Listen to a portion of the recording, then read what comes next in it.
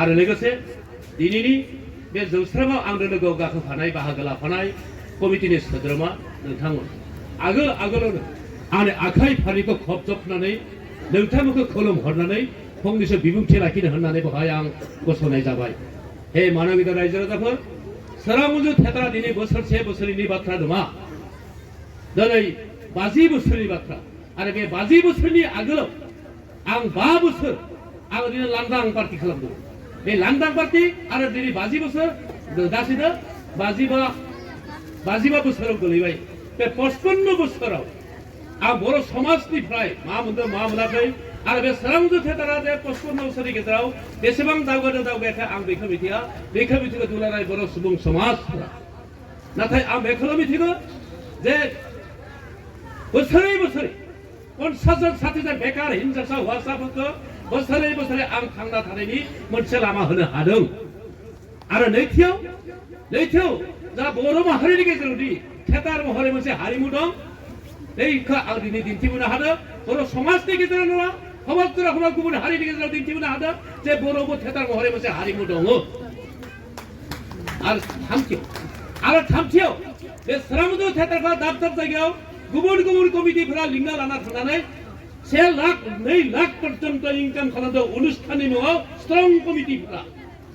नाथाय बेखिनिखौ होनो थांनायाव, बेखिनिखौ हारिमु सिबिनो थांनायाव दुखुनांथाव बाथ्रा, बेखिनि बाथ्राखौ बुङाबा आं गोसोआव गोजोननाय नङा। आंनि आइ आफानि सम्पत्तिया दंमोन 65 बिघा हा। 65 बिघा हा दंमोन। बे 65 बिघाखौ बे बर' थियेटारनि मुङाव बिगासे फानाय गासैखौबो फानजोबनो होनना जेबो बांद्राय बुंनाय जाया। फाननानै दा दङ आंनि आखायाव 8 बिघा हा। बे 8 बिघा हा थानोबो आं मेङाखै। आं उन्दुना थायाखैमोन, आं जिरायना थायाखैमोन। माने आंहा मोनसे गोथौ थांखि दङमोन जे बर' समाजनि गेजेराव आं खनालि जयन्ति खालामगोन, गल्डेन जुबलि खालामगोन होननानै आंहा मोनसे गोथौ थांखि दंमोन। बे थांखिया फैयै देग्लाय फेब्रुवारि दाननि 14, 15, 16 तारिखआव आंनि सिथ्ला गेजेराव, आंनि दरखं मोखाङाव, आंनि फोथार गेजेराव आं बे खनालि जयन्तिनि सानखौ फालिनाय जागोन फेब्रुवारि 14, 15, 16। बे सानाव बेवहायल' नङा, थांनाय बोसोरावबो आं बेबायदिनो स्टेजाव गाखोनानै समग्र जानाय नोंथांमोननि बे जुनाइनिफ्राय जोंहा सोनाबहा क'क्राझार, गलाघाट, कार्बि आलं, नगाव, समग्र दक्षिण पार बेबायदि जायगायाव आं गोदाय लेक्सार होबोदों, खुलुमनानै लिंबोदों। सोरबा गोसो गुदुं दङब्ला गासैबो आंनि बै सानाव नुजाहै आं आखाइ फारिखौ खबजबनानै खुलुमहरदों। हे मानबिदा रायजो राजाफोर, आरो दिनै आंनो थांखिया बेनोमोन, आं थाखा फैसानि कारणे थियेटार खालामाखै। आं रांनि बिबायारि नङा राइज, आं रांनि बिबायारि नङा, आं जादों बर' हारिमुनि बिबायारि। हारसाफोरा जुदि बोसोराव 25टा 30टा थियेटार जानो हागौबाबो हारसाफोरनि गेजेराव बे बर' समाजनि गेजेराव एसेबां एरियायाव मानो दासिमबो बर' थियेटार मोनसे फोथांना लाखिनो हायाखै? आं बेनिखायनो गेजेर आं बे स्टेजाव गाखोनानै गाबो, बेखौ नुयो बे बर' जातिनि थाखाय। खिन्थु थेवबो दिनै बर' समाजा आंखौ सोरबा मोजां मोनो, सोरबा गाज्रि मोननानै दं। नाथाय आं सोरनि थाखाय दं? आंनि थाखाय नङा। बे सोरां मन्जु थियेटारा आंनि नङा। बे सोरां मन्जु थियेटारा समग्र दुलाराय बर' समाजनि थियेटार। सोरां मन्जु थियेटारा थांना थानाय माने बर' हारिमुआ थांना थानाय। सोरां मन्जु थियेटारा थैनाय माने बर' हारिमुआ एसेबाबो थानाय। बेखायनो राइज बे सोरां मन्जु थियेटारखौ फोथांना लाखिनायनि बिबाना जादों समग्र दुलाराय बर' समाजना। दिनै बे थियेटारखौ फोथांना लाखिनो होननानै आं बेखौ बुंनांगोन, हाग्रामा महिलाया जे सरकार गठन जाया, बिटिसि सरकार सृष्टि खालामो, अब्लासो बे आंनि 8 बिघा हाया फाननाया बन्द जालांदों। যদি हाग्रामा महिलाया बिटिसि सरकार सृष्टि खालामनो हायामोन, अब्लाना बे 8 बिघा हाया फाननानै आं सासे बिबायारि जागौमोन, आं सासे हाजिरा मावना जानो गोनां जागौमोन। आरो आंनि जे थांखि गल्डेन जुबलि खालामनाय, बै थांखिया सोरां मन्जु थियेटाराव जाफुंनाय नङामोन। बिथाङा आंखौ जथेस्थ' सहाय खालामदों आरो बिथांनि आखान्थि एमसि एमफोराबो आंखौ हाजारसो सहाय खालामनानै दिनै बेखिनि मोनफैबाय। आरो बिनि उनाव जेब्ला बिटिसि सरकार आउट जालाङो, प्रमद बर' फैबाय बिटिआर प्रमद बर'आवबो आंखौ थांनाय बार आंखौ 10 लाख थाखा होदों राइज, 10 लाख थाखा। सोरां मन्जु थियेटारखौ फोथांना लाखिनो होननानै प्रमद बर'आबो 10 लाख थाखा होदों। आरो बिनि लोगोसे बिश्वजित दैमारियाबो थांनाय बोसोर आंखौ 5 लाख थाखा होदों सोरां मन्जु थियेटारा बर'नि गेजेराव थांना थाथो ओरैनानै। बिथांमोननि अननाय, बिथांमोननि सहाय सहानुभूति जुदि सोरां मन्जु थियेटारा बेखिनि आवगायना फैनो हादों राइज।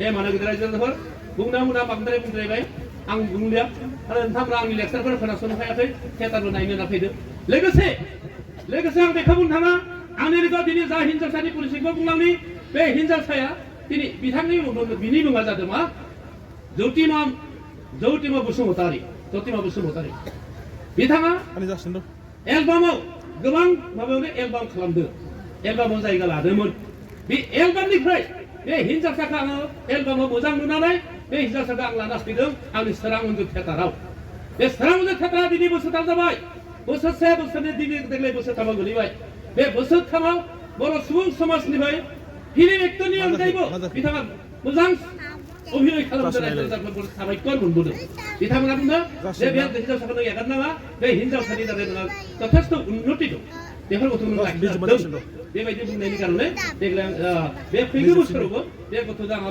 मथा-मथि आं सुक्ति खालामबाय फैगौ बोसोराव दा बेखायनो मानो गोदो रायजो राजाफोरखौ आं बुंदों आखाइ फारिखौ खबना खुलुमहरदों दिनै जाबायदि लैहोर लैहोर फैनानै नोंथांमोना जोंखौ थुलुंगा होफैदों लोगोसे बे हिनजावसानि अभिनयखौ नायनो फैदों फैगौ बोसोरावबो जाहाथे सोरां मन्दिर थियेटारखौ नायनाय लोगोसे बे हिनजावसानि अभिनयखौ नायनानै जाहाथे नोंथांमोना थुलुंगा बे हिनजावसाखौ आवगायलांनांगौ आरो बिथांनि एड्रेसा जादों मा दानो एसे आगोलावनो बुंलांबाय एसे आगोलाव बुंबाय जे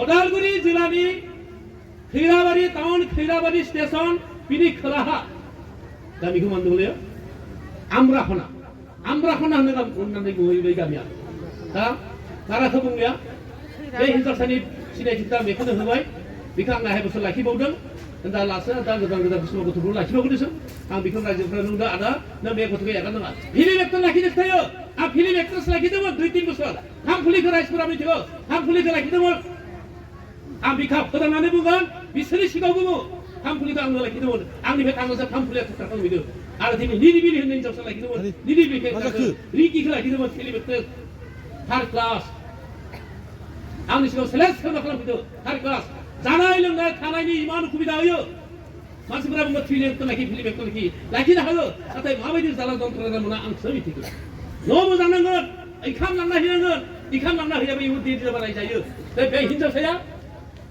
दिनै 3 बोसोर थाबाय कुनु हारसिं रुम नागिराखै स्टाफबो दङ जाबाबो गोखा गोखै मोनजादोंबाबो हारा गोजा मोनजादोंबाबो अनला खारिबाबो बे हिनजावसाया स्टाफजों जानानै दं बेबायदि गथ'खौसो आंनो नांगौ आरो बिसोर मा उफैनो खालामदों बिनिसाय मानसिफोरा दर्शकफोरा बुङो बिसोरनिसाय बे हिनजावसाया फिल्माव जायगा मोनाखैबाबो एलबामाव जायगा मोनदों फिल्माव जायगा मोनाखैबो बेबायदि अभिनय खालामनो हायाखै फिल्म एक्टर एक्ट्रेसफोरा नोंथांमोना हयथ' दा मैयाबो DSP पार्टिखौ खालामदों मा इयाथा आरो दिनैबो मोजां अभिनय खालामदों मोसानायाव जेना अभिनयाव जेना बेबायदि गथ'खौ आंनो नांगौ होननानै देग्लायबो आङो बे हिनजावसाखौ बन्द'बस्त खालामनाय जादों मानो होनोब्ला रायजो राजाफोर आं बाराखौ बुंलिया बेखिनिखौनो आंनि बे एक्ट्रेस ज्योतिमा बसुमतारीनि सिनायथिखौ होनाय जाबाय खुलुमबाय